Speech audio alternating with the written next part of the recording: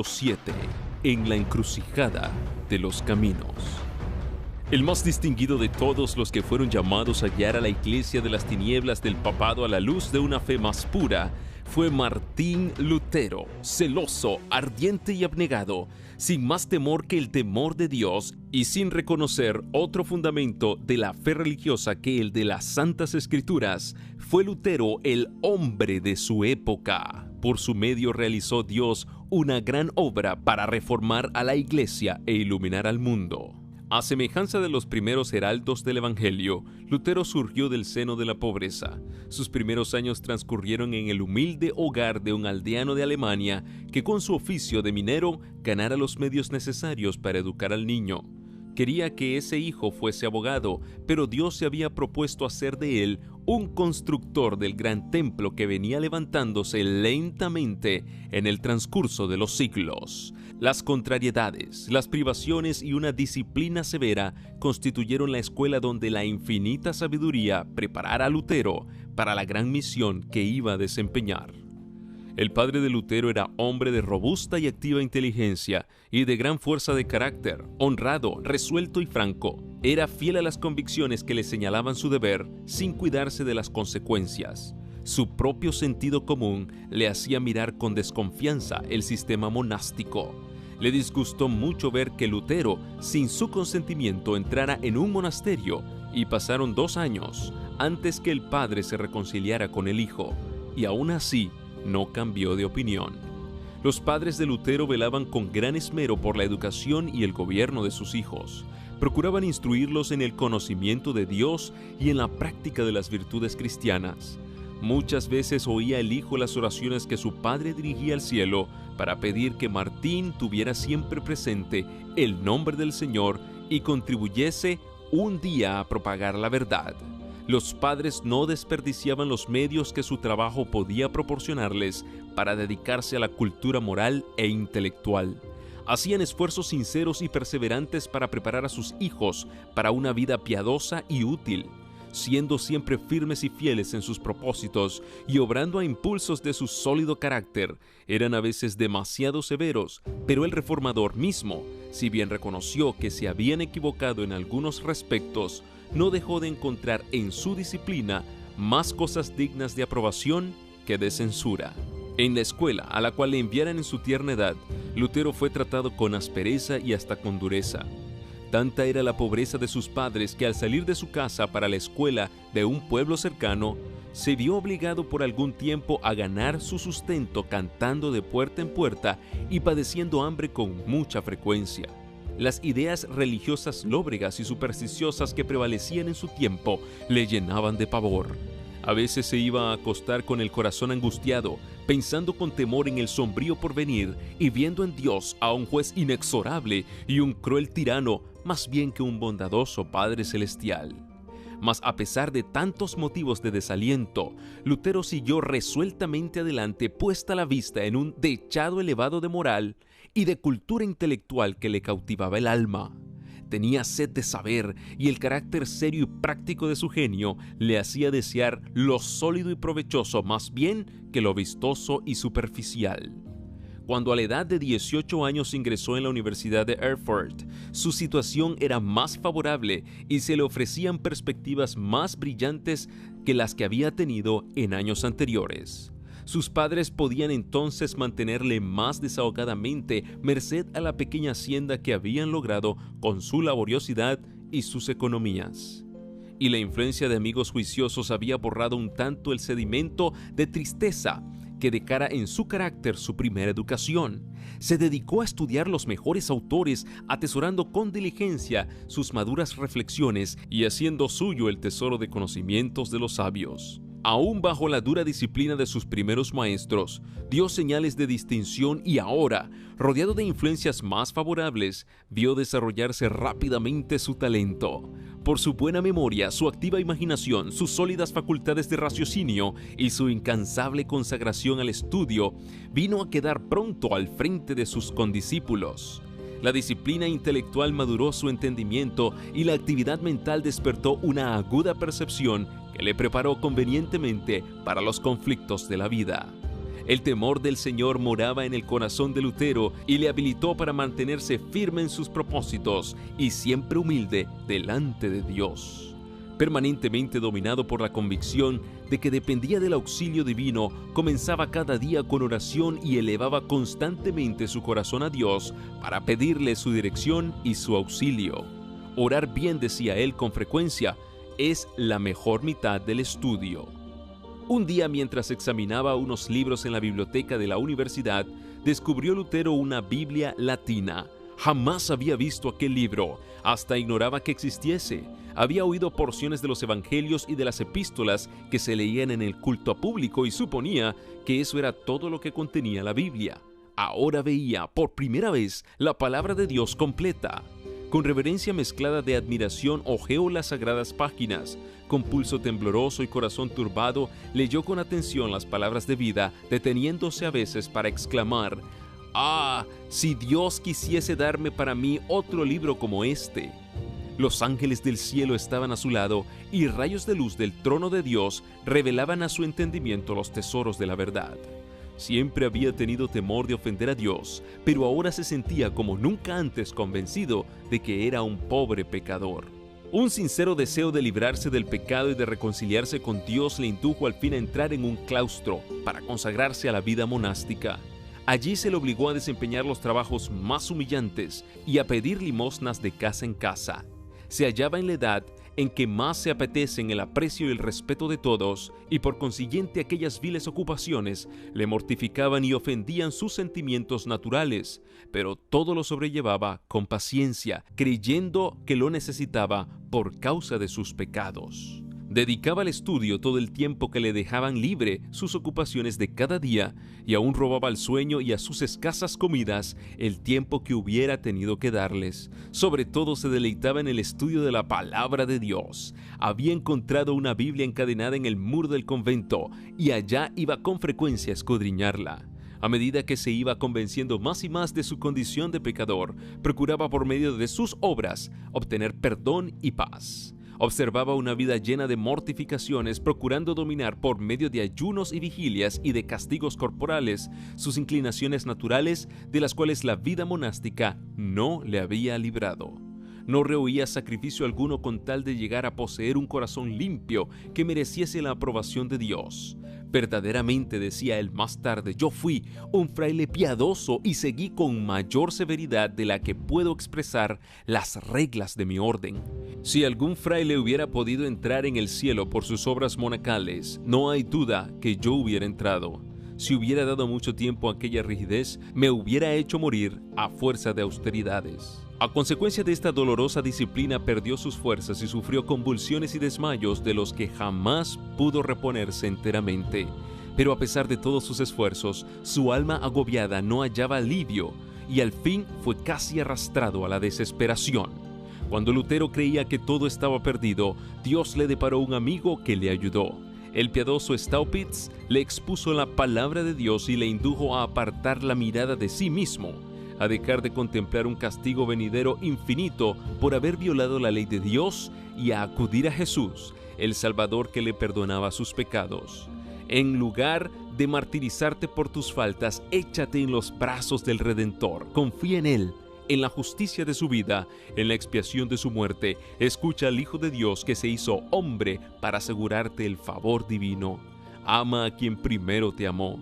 Así se expresaba este mensajero de la misericordia. Sus palabras hicieron honda impresión en el ánimo de Lutero. Después de larga lucha contra los errores que por tanto tiempo albergara, pudo asirse de la verdad y la paz reinó en su alma atormentada. Lutero fue ordenado sacerdote y se le llamó del claustro a una cátedra de la Universidad de Wittenberg. Allí se dedicó al estudio de las Santas Escrituras en las lenguas originales. Comenzó a dar conferencias sobre la Biblia y de este modo el libro de los Salmos, los Evangelios y las epístolas fueron abiertos al entendimiento de multitudes de oyentes que escuchaban aquellas enseñanzas con verdadero deleite. Staupitz, su amigo y superior, le instaba a que ocupara el púlpito y predicase la palabra de Dios. Lutero vacilaba sintiéndose indigno de hablar al pueblo en lugar de Cristo. Solo después de larga lucha consigo mismo, se rindió a las súplicas de sus amigos. Era ya poderoso en las Sagradas Escrituras y la gracia del Señor descansaba sobre él. Su elocuencia cautivaba a los oyentes. La claridad y el poder con que presentaba la verdad persuadía a todos y su fervor conmovía los corazones. Lutero seguía siendo hijo sumiso de la Iglesia papal y no pensaba cambiar. La providencia de Dios le llevó a hacer una visita a Roma. Emprendió el viaje a pie, hospedándose en los conventos que hallaba en el camino.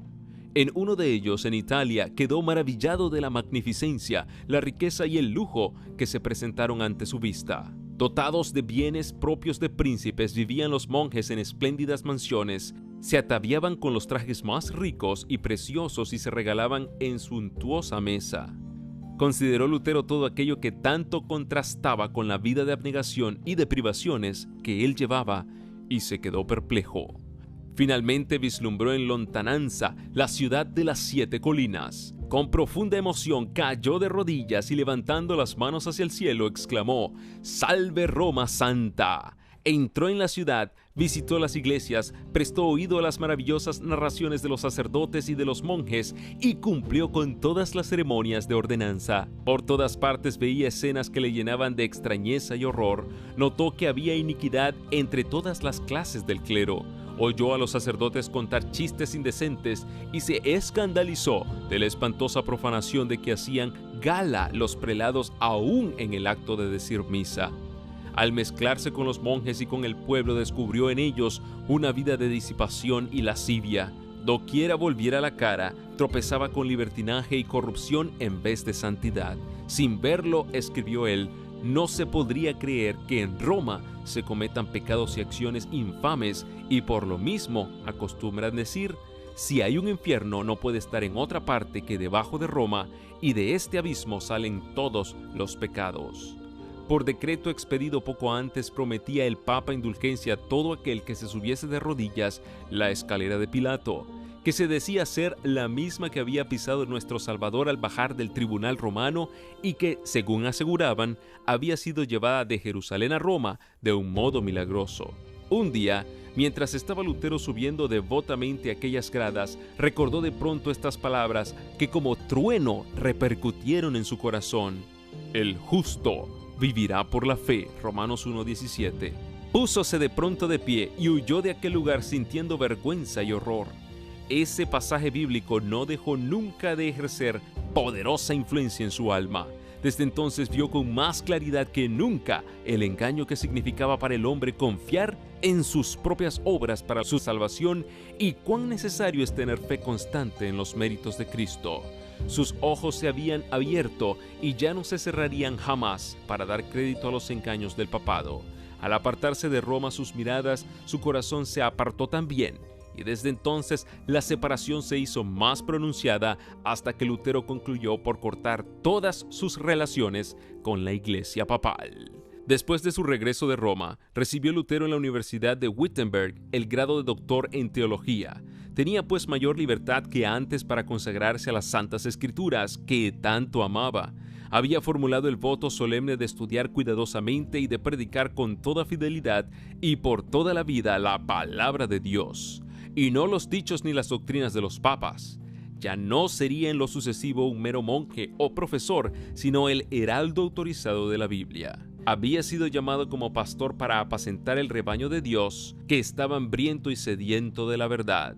Declaraba firmemente que los cristianos no debieran admitir más doctrinas que las que tuviesen apoyo en la autoridad de las Sagradas Escrituras.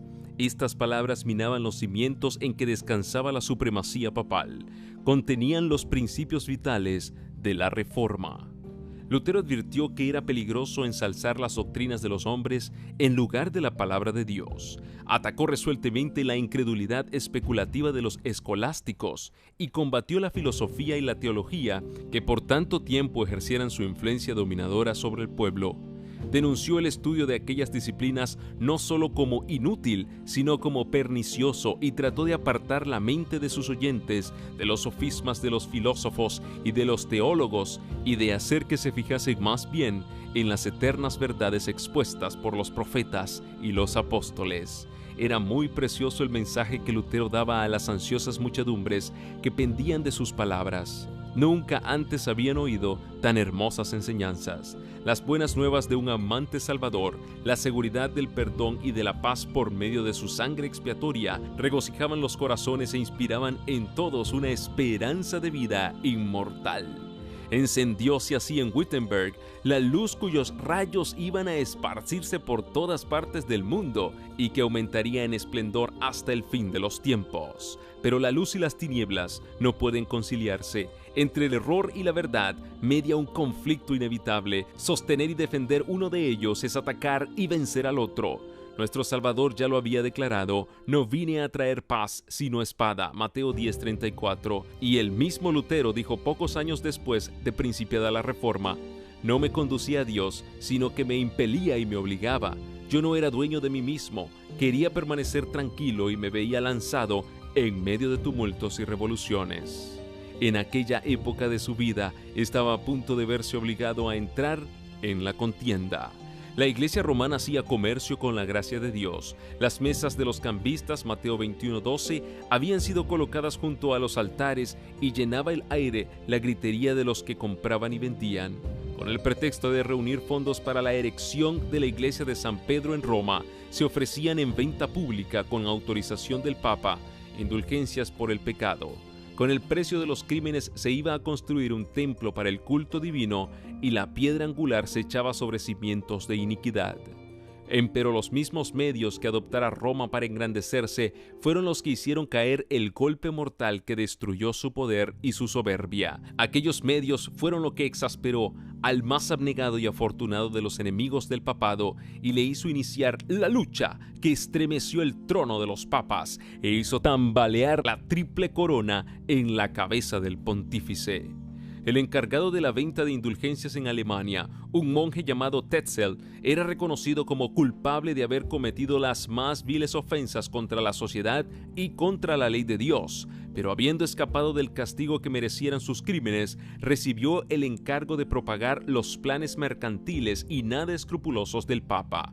Con atroz cinismo, divulgaba las mentiras más desvergonzadas y contaba leyendas maravillosas para engañar al pueblo ignorante, crédulo y supersticioso. Si hubiese tenido la Biblia, no se habría dejado engañar. Pero, para poderlo sujetar bajo el dominio del papado y para acrecentar el poderío y los tesoros de los ambiciosos jefes de la iglesia, se le había privado de la escritura. Cuando entraba Tetzel en una ciudad, iba delante de él un mensajero gritando: la gracia de Dios y la del Padre Santo están a las puertas de la ciudad. Y el pueblo recibía al blasfemo usurpador como si hubiera sido el mismo Dios que hubiera descendido del cielo. El infame tráfico se establecía en la iglesia y Tetzel ponderaba las indulgencias desde el púlpito como si hubiesen sido el más precioso don de Dios. Declaraba que en virtud de los certificados de perdón que ofrecía, quedábanle perdonados al que compraba las indulgencias, aún aquellos pecados que desease cometer después, y que ni aún el arrepentimiento era necesario. Hasta aseguraba a sus oyentes que las indulgencias tenían poder para salvar no solo a los vivos, sino también a los muertos, y que en el instante que las monedas resonaran al caer en el fondo de su cofre, el alma por la cual se hacía el pago escaparía del purgatorio y se dirigiría al cielo. Cuando Simón el mago intentó comprar a los apóstoles el poder de hacer milagros, Pedro le respondió: tu dinero perezca contigo, que piensas que el don de Dios se gane por dinero. Hechos 8:20. Pero millares de personas aceptaban ávidamente el ofrecimiento de Tetzel. Sus arcas se llenaban de oro y plata. Una salvación que podía comprarse con dinero era más fácil de obtener que la que requería arrepentimiento, fe y un diligente esfuerzo para resistir y vencer el mal. La doctrina de las indulgencias había encontrado opositores entre hombres instruidos y piadosos del seno mismo de la Iglesia de Roma, y eran muchos los que no tenían fe en acertos tan contrarios a la razón y a las Escrituras. Ningún prelado se atrevía a levantar la voz para condenar el inicuo tráfico, pero los hombres empezaban a turbarse y a inquietarse, y muchos se preguntaban ansiosamente si Dios no obraría por medio de alguno de sus siervos para purificar su iglesia. Lutero, aunque seguía adhiriéndose estrictamente al Papa, estaba horrorizado por las blasfemas declaraciones de los traficantes en indulgencias. Muchos de sus feligreses habían comprado certificados de perdón y no tardaron en acudir a su pastor para confesar sus pecados, esperando de él la absolución, no porque fueran penitentes y desearan cambiar de vida, sino por el mérito de las indulgencias. Lutero les negó la absolución y les advirtió que, como no se arrepintiesen y no reformasen su vida, morirían en sus pecados. Llenos de perplejidad, recurrieron a Tetzel para quejarse de que su confesor no aceptaba los certificados, y hubo algunos que con toda energía exigieron que se les devolviese su dinero. El fraile se llenó de ira, lanzó las más terribles maldiciones, hizo encender hogueras en las plazas públicas y declaró que había recibido del Papa la orden de quemar a los herejes que osaran levantarse contra sus santísimas indulgencias. Lutero inició entonces resueltamente su obra como campeón de la verdad. Su voz se oyó desde el púlpito en solemne exhortación. Expuso al pueblo el carácter ofensivo del pecado y enseñóle que es imposible al hombre reducir su culpabilidad o evitar el castigo por sus propias obras. Solo el arrepentimiento ante Dios y la fe en Cristo podían salvar al pecador. La gracia de Cristo no podía comprarse. Era un don gratuito. Aconsejaba a sus oyentes que no comprasen indulgencias, sino que tuviesen fe en el Redentor crucificado. Refería su dolorosa experiencia personal, diciéndoles que en vano había intentado por medio de la humillación y de las mortificaciones del cuerpo asegurar su salvación, y afirmaba que desde que había dejado de mirarse a sí mismo y había confiado en Cristo, había encontrado paz y gozo para su corazón. Viendo que Tetzel seguía con su tráfico y sus impías declaraciones, resolvió Lutero hacer una protesta más enérgica contra semejantes abusos. Pronto ofrecióse la excelente oportunidad. La iglesia del castillo de Wittenberg era dueña de muchas reliquias que se exhibían al pueblo en ciertos días festivos, en ocasión de los cuales se concedía plena remisión de pecados a los que visitasen la iglesia e hiciesen confesión de sus culpas. De acuerdo con esto, el pueblo acudía en masa a aquel lugar. Una de tales oportunidades, y de las más importantes por cierto, se acercaba: la fiesta de Todos los Santos. La víspera, Lutero, uniéndose a las muchedumbres que iban a la iglesia, fijó en las puertas del templo un papel que contenía 95 proposiciones contra la doctrina de las indulgencias. Declaraba además que estaba listo para defender aquellas tesis al día siguiente en la universidad contra cualquiera que quisiera rebatirlas. Estas proposiciones atrajeron la atención general, fueron leídas y vueltas a leer y se repetían por todas partes. Fue muy intensa la excitación que produjeron en la universidad y en toda la ciudad. Demostraban que jamás se había otorgado al Papa ni a hombre alguno el poder de perdonar los pecados y de remitir el castigo consiguiente. Todo ello no era sino una farsa, un artificio para ganar dinero, valiéndose de las supersticiones del pueblo, un invento de Satanás para destruir las almas de todos los que confiasen en tan necias mentiras. Se probaba además con toda evidencia que el Evangelio de Cristo es el tesoro más valioso de la Iglesia y que la gracia de Dios revelada en él se otorga de balde a los que la buscan por medio del arrepentimiento y de la fe. Las tesis de Lutero desafiaban a discutir, pero nadie osó aceptar el reto. Las proposiciones hechas por él se esparcieron luego por toda Alemania y en pocas semanas se difundieron por todos los dominios de la cristiandad. Muchos devotos romanistas que habían visto y lamentado las terribles iniquidades que prevalecían en la iglesia, pero que no sabían qué hacer para detener su desarrollo, leyeron las proposiciones de Lutero con profundo regocijo, reconociendo en ellas la voz de Dios. Les pareció que el Señor extendía su mano misericordiosa para detener el rápido avance de la marejada de corrupción que procedía de la sede de Roma. Los príncipes y los magistrados se alegraron secretamente de que iba a ponerse un dique al arrogante poder que negaba todo derecho a apelar de sus decisiones. Pero las multitudes supersticiosas y dadas al pecado se aterrorizaron cuando vieron desvanecerse los sofismas que amortiguaban sus temores. Los astutos eclesiásticos, al ver interrumpida su obra, que sancionaba el crimen y en peligro sus ganancias, se airaron y se unieron para sostener sus pretensiones. El reformador tuvo que hacer frente a implacables acusadores, algunos de los cuales le culpaban de ser violento y ligero para apreciar las cosas. Otros le acusaban de presuntuoso y declaraban que no era guiado por Dios, sino que obraba a impulso del orgullo y de la audacia. ¿Quién no sabe?, respondía él, que rara vez se proclama una idea nueva sin ser tildado de orgulloso y sin ser acusado de buscar disputas. ¿Por qué fueron inmolados Jesucristo y todos los mártires? Porque parecieron despreciar orgullosamente la sabiduría de su tiempo y porque anunciaron novedades sin haber consultado previa y humildemente a los órganos de la opinión contraria.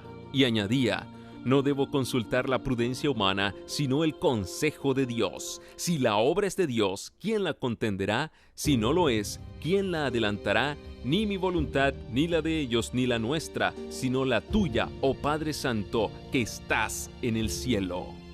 A pesar de ser movido Lutero por el Espíritu de Dios para comenzar la obra, no había de llevarla a cabo sin duros conflictos. Las censuras de sus enemigos, la manera en que falseaban los propósitos de Lutero y la mala fe con que juzgaban desfavorablemente e injustamente el carácter y los móviles del reformador, le envolvieron como ola que todo lo sumerge y no dejaron de tener su efecto. Lutero había abrigado la confianza de que los caudillos del pueblo, tanto en la iglesia como en las escuelas, se unirían con él de buen grado para colaborar con la obra de reforma. Ciertas palabras de estímulo que le habían dirigido a algunos personajes de elevada categoría le habían infundido gozo y esperanza. Ya veía despuntar el alba de un día mejor para la iglesia, pero el estímulo se tornó en censura y en condenación. Muchos dignatarios de la iglesia y del Estado estaban plenamente convencidos de la verdad de las tesis, pero pronto vieron que la aceptación de estas verdades entrañaba grandes cambios. Dar luz al pueblo y realizar una reforma equivalía a minar la autoridad de Roma y detener en el acto miles de corrientes que ahora iban a parar a las arcas del tesoro, lo que daría por resultado hacer disminuir la magnificencia y el fausto de los eclesiásticos. Además, enseñar al pueblo a pensar y a obrar como seres responsables mirando solo a Cristo para obtener la salvación equivalía a derribar el trono pontificio y destruir por ende su propia autoridad. Por estos motivos, rehusaron aceptar el conocimiento que Dios había puesto a su alcance y se declararon contra Cristo y la verdad, al oponerse a quien Él había enviado para que les iluminase. Lutero temblaba cuando se veía a sí mismo solo frente a los más opulentos y poderosos de la tierra. Dudaba a veces preguntándose si en verdad Dios le impulsaba a levantarse contra la autoridad de la iglesia. ¿Quién era yo?, escribió más tarde, para oponerme a la majestad del Papa, a cuya presencia temblaban los reyes de la tierra. Nadie puede saber lo que sufrió mi corazón en los 2 primeros años y en qué abatimiento, en qué desesperación caí. Pero no fue dejado solo en brazos del desaliento. Cuando le faltaba la ayuda de los hombres, la esperaba de Dios solo y aprendió así a confiar sin reserva en su brazo todopoderoso. A un amigo de la Reforma escribió Lutero: no se puede llegar a comprender las Escrituras ni con el estudio ni con la inteligencia. Vuestro primer deber es pues empezar por la oración. Pedid al Señor que se digne por su gran misericordia concederos el verdadero conocimiento de su palabra. No hay otro intérprete de la palabra de Dios que el mismo autor de esta palabra, según lo que ha dicho: todos serán enseñados de Dios. Nada esperéis de vuestros estudios, ni de vuestra inteligencia. Confiad únicamente en Dios y en la influencia de su Espíritu. Creed a un hombre que lo ha experimentado. Aquí tienen una lección de vital importancia los que sienten que Dios les ha llamado para presentar a otros en estos tiempos las verdades grandiosas de su palabra. Estas verdades despertarán la enemistad del diablo y de los hombres que tienen en mucha estimación las fábulas inventadas por él. En la lucha contra las potencias del mal necesitamos algo más que nuestro propio intelecto y la sabiduría de los hombres. Mientras que los enemigos apelaban a las costumbres y a la tradición, o a los testimonios y a la autoridad del Papa, Lutero los atacaba con la Biblia y solo con la Biblia. En ella había argumentos que ellos no podían rebatir. En consecuencia, los esclavos del formalismo y de la superstición pedían a gritos la sangre de Lutero, como los judíos habían pedido la sangre de Cristo. Es un hereje, decían los fanáticos romanistas. Es un crimen de alta traición contra la iglesia dejar vivir una hora más tan horrible hereje que preparen al punto un cadalso para él. Pero Lutero no fue víctima del furor de ellos. Dios le tenía reservada una tarea y mandó a los ángeles del cielo para que le protegiesen. pero muchos de los que recibieron de él la preciosa luz resultaron blanco de la ira del demonio y por causa de la verdad sufrieron valientemente el tormento y la muerte. Las enseñanzas de Lutero despertaron por toda Alemania la atención de los hombres reflexivos. Sus sermones y demás escritos arrojaban rayos de luz que alumbraban y despertaban a miles y miles de personas. Una fe viva fue reemplazando el formalismo muerto en que habían estado viviendo la Iglesia por tanto tiempo. El pueblo iba perdiendo cada día la confianza que había depositado en las supersticiones de Roma. Poco a poco iban desapareciendo las fallas de los prejuicios. La palabra de Dios, por medio de la cual probaba Lutero cada doctrina y cada acerto, era como una espada de dos filos que penetraba en los corazones del pueblo. Por doquiera se notaba un gran deseo de adelanto espiritual. En todas partes había hambre y sed de justicia como no se habían conocido por siglos. Los ojos del pueblo, acostumbrados por tanto tiempo a mirar los ritos humanos y a los mediadores terrenales, se apartaban de estos y se fijaban con arrepentimiento y fe en Cristo y en Cristo crucificado. Este interés general contribuyó a despertar más los recelos de las autoridades papales. Lutero fue citado a Roma para que contestara el cargo de herejía que pesaba sobre él. Este mandato llenó de espanto a sus amigos. Comprendían muy bien el riesgo que correría en aquella ciudad corrompida y embriagada con la sangre de los mártires de Jesús, de modo que protestaron contra su viaje a Roma y pidieron que fuese examinado en Alemania. Así se convino al fin y se eligió al delegado papal que debería entender el asunto. En las instrucciones que a este dio el pontífice, se hacía constar que Lutero había sido declarado ya hereje.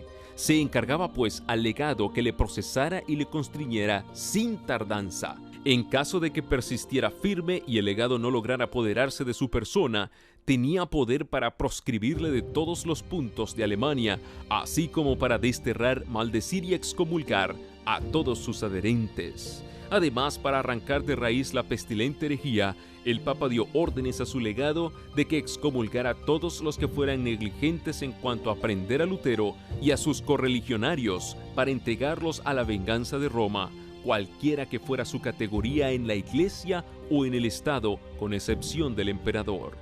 Esto revelaba el verdadero espíritu del papado. No hay en todo el documento un vestigio de principio cristiano ni de la justicia más elemental. Lutero se hallaba a gran distancia de Roma, no había tenido oportunidad para explicar o defender sus opiniones y, sin embargo, antes que su caso fuese investigado, se le declaró sumariamente hereje y en el mismo día fue exhortado, acusado, juzgado y sentenciado, y todo esto por el que se llamaba Padre Santo, única autoridad suprema e infalible de la Iglesia y del Estado. En aquel momento, cuando Lutero necesitaba tanto la simpatía y el consejo de un amigo verdadero, Dios en su providencia mandó a Melanchthon a Wittenberg.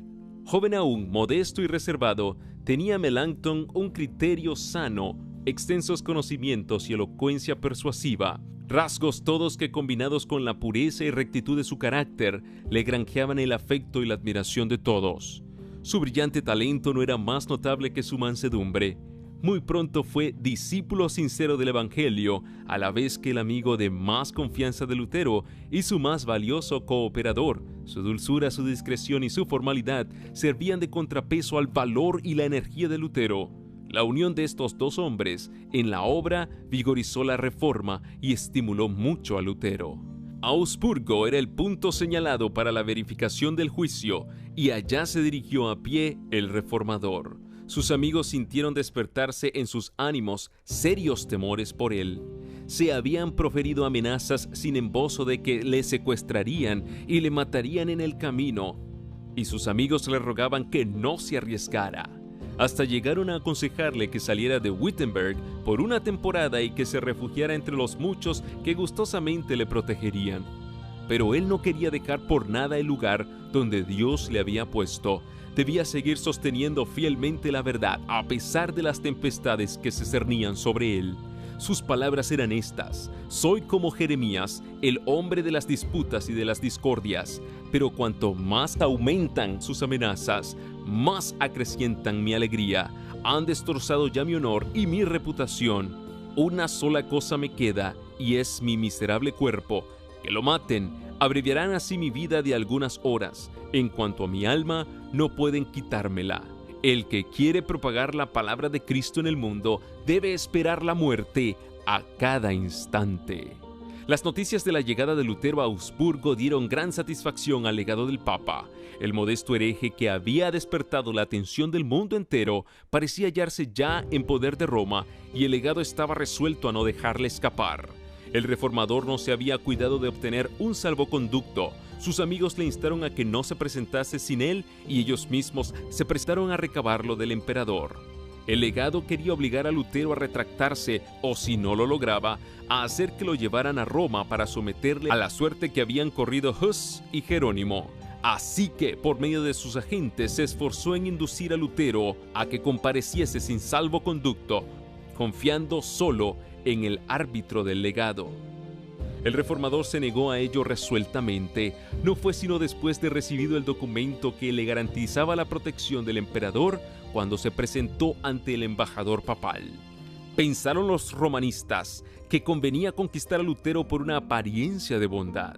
El legado, en sus entrevistas con él, fingió gran amistad, pero le exigía que se sometiera implícitamente a la autoridad de la Iglesia y que cediera a todos sin reserva alguna y sin alegar. En realidad, no había sabido aquilatar el carácter del hombre con quien tenía que habérselas. Lutero, en debida respuesta, manifestó su veneración por la Iglesia, su deseo de conocer la verdad, su disposición para contestar las objeciones que se hicieran a lo que él había enseñado y que sometería sus doctrinas al fallo de ciertas universidades de las principales. Pero a la vez protestaba contra la actitud del cardenal, que le exigía se retractara sin probarle primero que se hallaba en error. La única respuesta que se le daba era «retráctate, retráctate». El reformador adujo que su actitud era apoyada por las Santas Escrituras y declaró con entereza que él no podía renunciar a la verdad. El legado, no pudiendo refutar los argumentos de Lutero, le abrumó con un cúmulo de reproches, burlas y palabras de adulación, con citas de las tradiciones y dichos de los padres de la Iglesia, sin dejar al reformador oportunidad para hablar. Viendo Lutero que, de seguir así, la conferencia resultaría inútil, obtuvo al fin que se le diera, si bien de mala gana, permiso para presentar su respuesta por escrito. De esta manera, decía él, escribiendo a un amigo suyo, la persona abrumada alcanza doble ganancia. Primero, que lo escrito puede someterse al juicio de terceros, y segundo, que hay más oportunidad para apelar al temor, ya que no a la conciencia de un déspota arrogante y charlatán que de otro modo se sobrepondría con su imperioso lenguaje. En la subsiguiente entrevista, Lutero presentó una clara, concisa y rotunda exposición de sus opiniones, bien apoyadas con muchas citas bíblicas. Este escrito, después de haberlo leído en alta voz, lo puso en manos del cardenal, quien lo arrojó desdeñosamente a un lado, declarando que era una mezcla de palabras tontas y de citas desatinadas. Lutero se levantó con toda dignidad y atacó al orgulloso prelado en su mismo terreno, el de las tradiciones y enseñanzas de la Iglesia, refutando completamente todas sus aseveraciones. Cuando vio el prelado que aquellos razonamientos de Lutero eran incontrovertibles, perdió el dominio sobre sí mismo y en un arrebato de ira exclamó: «¡Retráctate!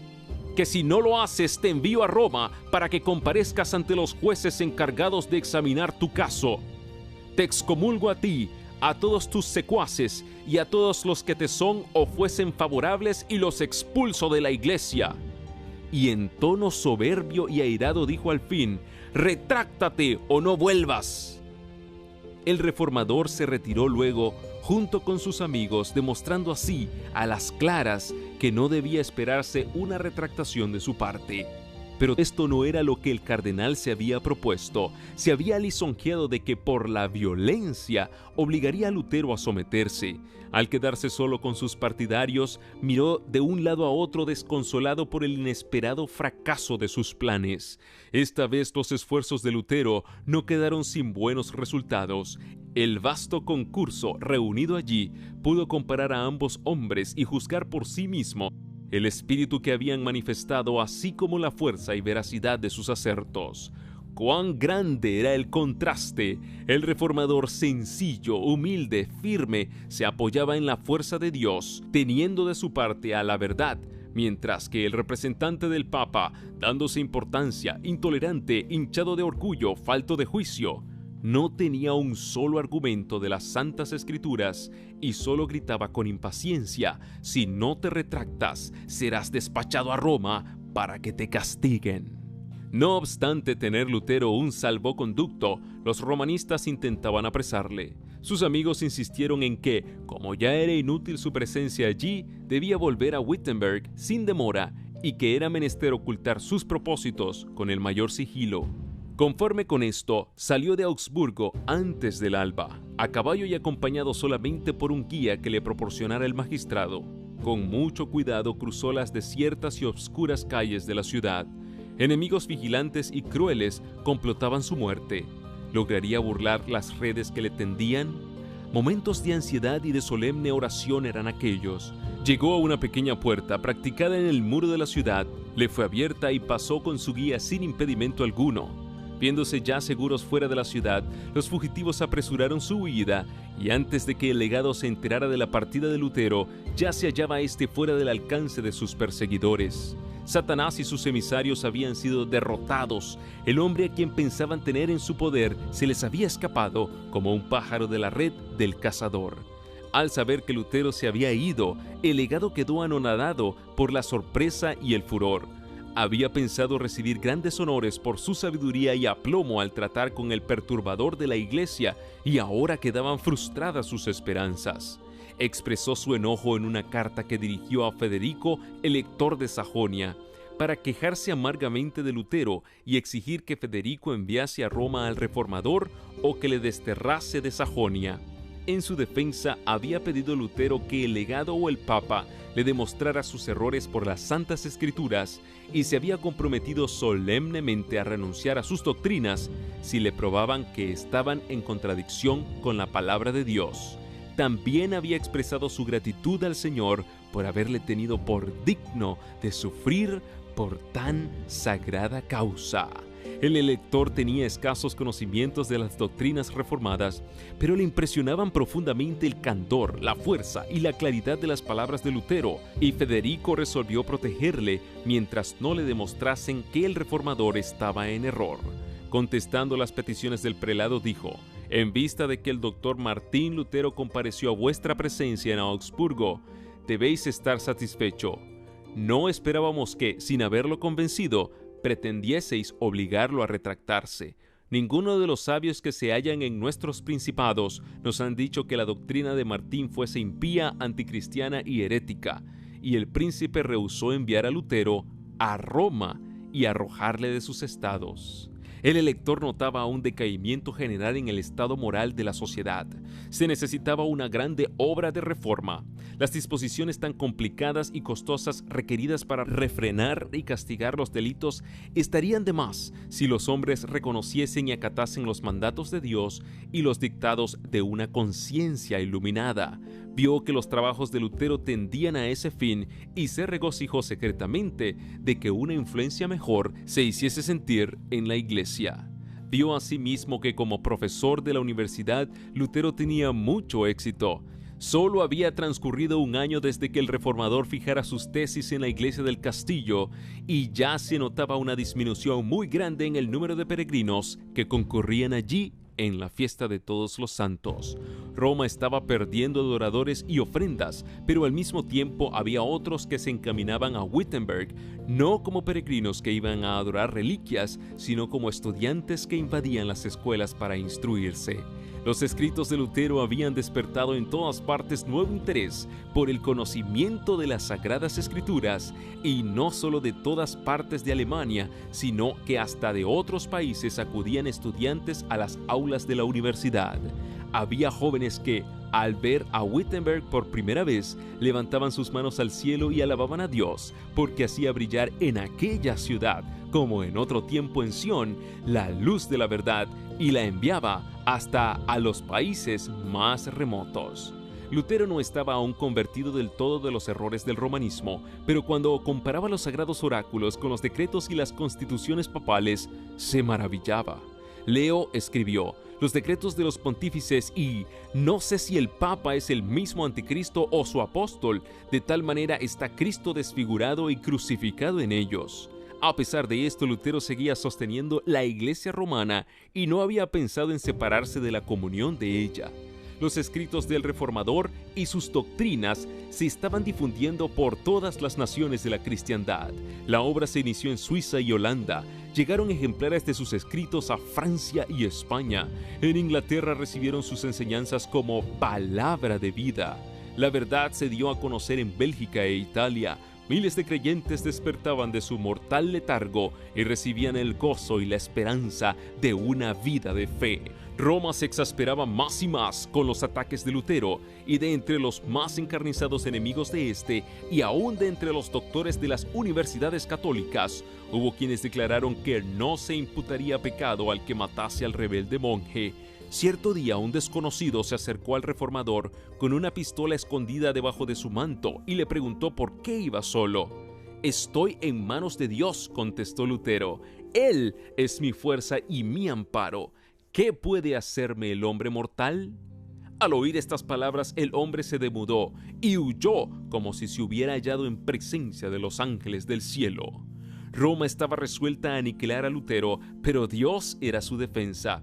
Sus doctrinas se oían por doquiera, en las cabañas, en los conventos, en los palacios de los nobles, en las academias y en la corte de los reyes. Y aún hubo hidalgos que se levantaron por todas partes para sostener los esfuerzos del reformador. Por aquel tiempo fue cuando Lutero, al leer las obras de Hus, descubrió que la gran verdad de la justificación por la fe, que él mismo enseñaba y sostenía, había sido expuesta por el reformador bohemio. «Todos hemos sido husitas», dijo Lutero, aunque sin saberlo. Pablo, Agustín y yo mismo, y añadía: «Dios pedirá cuentas al mundo, porque la verdad fue predicada hace ya un siglo y la quemaron». En un llamamiento que dirigió Lutero al emperador y a la nobleza de Alemania en pro de la reforma del cristianismo, decía, refiriéndose al Papa: «Es una cosa horrible contemplar al que se titula vicario de Cristo ostentando una magnificencia superior a la de los emperadores. ¿Es esto parecerse al pobre Jesús o al humilde San Pedro?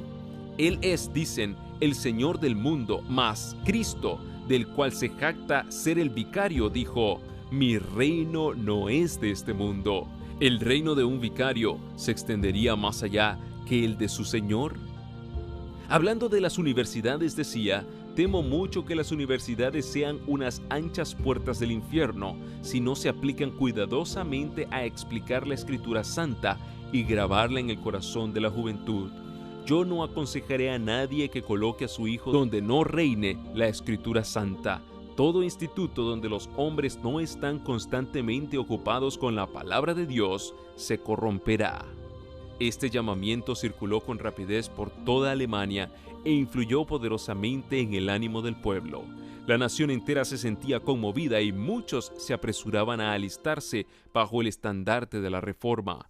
Los opositores de Lutero, que se consumían en deseos de venganza, exigían que el Papa tomara medidas decisivas contra él. Se decretó que sus doctrinas fueran condenadas inmediatamente. Se concedió un plazo de 60 días al reformador y a sus correligionarios, al cabo de los cuales, si no se retractaban, serían todos excomulgados. Fue un tiempo de crisis terrible para la Reforma. Durante siglos la sentencia de excomunión pronunciada por Roma había subido en el terror a los monarcas más poderosos y había llenado los más soberbios imperios con desgracias y desolaciones. Aquellos sobre quienes caía la condenación eran mirados con espanto y horror, quedaban incomunicados de sus semejantes y se les trataba como a bandidos a quienes se debía perseguir hasta exterminarlos. Lutero no ignoraba la tempestad que estaba a punto de desencadenarse sobre él, pero se mantuvo firme, confiando en que Cristo era su escudo y fortaleza. Con la fe y el valor de un mártir escribía: «¿Qué va a suceder? No lo sé, ni me interesa saberlo. Sea donde sea que estalle el rayo, permanezco sin temor. Ni una hoja del árbol cae sin el beneplácito de nuestro Padre Celestial. cuánto menos nosotros. Es poca cosa morir por el Verbo, pues que este Verbo se hizo carne y murió por nosotros. Con Él resucitaremos, si con Él morimos, y pasando por donde Él pasó, llegaremos a donde llegó, y moraremos con Él durante la eternidad. Cuando tuvo conocimiento de la bula papal, dijo: la desprecio y la ataco como impía y mentirosa. El mismo Cristo es quien está condenado en ella. Me regocijo de tener que sobrellevar algunos males por la más justa de las causas. Me siento ya más libre en mi corazón, pues sé finalmente que el Papa es el anticristo y que su silla es la de Satanás. Sin embargo, el decreto de Roma no quedó sin efecto. La cárcel, el tormento y la espada eran armas poderosas para imponer la obediencia. Los débiles y los supersticiosos temblaron ante el decreto del Papa, y si bien era general la simpatía hacia Lutero, muchos consideraron que la vida era demasiado cara para arriesgarla en la causa de la Reforma. Todo parecía indicar que la obra del reformador iba a terminar. Pero Lutero se mantuvo intrépido. Roma había lanzado sus anatemas contra él y el mundo pensaba que moriría o se daría por vencido. Pero con irresistible fuerza, Lutero devolvió a Roma la sentencia de condenación y declaró públicamente que había resuelto separarse de ella para siempre. En presencia de gran número de estudiantes, doctores y personas de todas las clases de la sociedad, quemó Lutero la bula del Papa con las leyes canónicas, las decretales y otros escritos que daban apoyo al poder papal. Al quemar mis libros, dijo él, mis enemigos han podido causar mengua a la verdad en el ánimo de la plebe y destruir sus almas. Por esto yo también he destruido sus libros. Ha principiado una lucha reñida. Hasta aquí no he hecho sino chancear con el Papa. Principié esta obra en nombre de Dios, y ella se acabará sin mí y por su poder.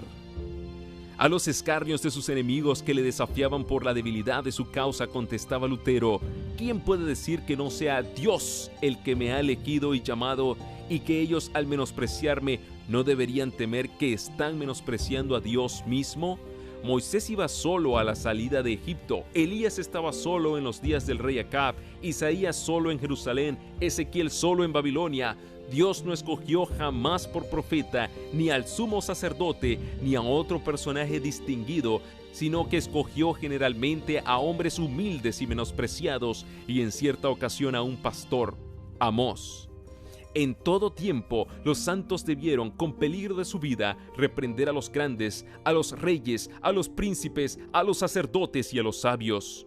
Yo no digo que soy un profeta, pero digo que deben temer precisamente porque yo soy solo y porque ellos son muchos. De lo que estoy cierto es de que la palabra de Dios está conmigo y no con ellos. No fue sino después de haber sostenido una terrible lucha en su propio corazón cuando se decidió finalmente Lutero a separarse de la Iglesia. En aquella época de su vida escribió lo siguiente: cada día comprendo mejor lo difícil que es para uno desprenderse de los escrúpulos que le fueron imbuidos en la niñez. Oh, cuánto no me ha costado, a pesar de que me sostiene la Santa Escritura, convencerme de que es mi obligación encararme yo solo con el Papa y presentarlo como el anticristo. ¿Cuántas no han sido las tribulaciones de mi corazón? ¿Cuántas veces no me he hecho a mí mismo con amargura la misma pregunta que he oído frecuentemente de labios de los papistas? ¿Tú solo eres sabio? ¿Todos los demás están errados? ¿Qué sucederá si al fin de todo eres tú el que estás en error y envuelves en el engaño a tantas almas que serán condenadas por toda la eternidad? Así luché yo contra mí mismo y contra Satanás hasta que Cristo, por su palabra infalible, fortaleció mi corazón contra estas dudas. El Papa había amenazado a Lutero con la excomunión si no se retractaba, y la amenaza se cumplió. Se expidió una nueva bula para publicar la separación definitiva de Lutero de la Iglesia romana. Se le declaraba maldito por el cielo y se incluía en la misma condenación a todos los que recibiesen sus doctrinas. La gran lucha se iniciaba de lleno. La oposición es la suerte que les toca a todos aquellos a quienes emplea Dios para que prediquen verdades aplicables especialmente a su época. Había una verdad presente o de actualidad en los días de Lutero, Una verdad que en aquel tiempo revestía especial importancia y así hay ahora una verdad de actualidad para la iglesia en nuestros días. Al Señor, que hace todas las cosas de acuerdo con su voluntad, le ha agradado colocar a los hombres en diversas condiciones y encomendarles deberes particulares propios del tiempo en que viven y según las circunstancias de que están rodeados. Si ellos aprecian la luz que se les ha dado, obtendrán más amplia percepción de la verdad. Pero hoy día, la mayoría no tiene más deseo de la verdad que los papistas enemigos de Lutero. Existe hoy la misma disposición que antaño para aceptar las teorías y tradiciones de los hombres antes que las palabras de Dios. Y los que esparcen hoy este conocimiento de la verdad no deben esperar encontrar más aceptación que la que tuvieron los primeros reformadores. El gran conflicto entre la verdad y la mentira, entre Cristo y Satanás, irá aumentando en intensidad a medida que se acerque el fin de la historia del mundo. Jesús había dicho a sus discípulos: si fueseis del mundo, el mundo os amaría como a cosa suya, mas por cuanto no sois del mundo, sino que yo os he escogido del mundo, por esto os odia el mundo. Acordaos de aquella palabra que os dije: el siervo no es mayor que su Señor. Si me han perseguido a mí, a vosotros también os perseguirán. Si han guardado mi palabra, guardarán también la vuestra. Juan 15, 19 y 20. Y en otra ocasión había dicho abiertamente: ¡ay de vosotros cuando todos los hombres hablaren bien de vosotros! Pues del mismo modo hacían los padres de ellos con los falsos profetas. Lucas 6, 26. En nuestros días, el espíritu del mundo no está más en armonía con el espíritu de Cristo que en tiempos antiguos, y los que predican la palabra de Dios en toda su pureza no encontrarán mejor acogida ahora que entonces. Las formas de oposición a la verdad pueden cambiar. La enemistad puede ser menos aparente en sus ataques porque es más sutil, pero existe el mismo antagonismo que seguirá manifestándose hasta el fin de los siglos.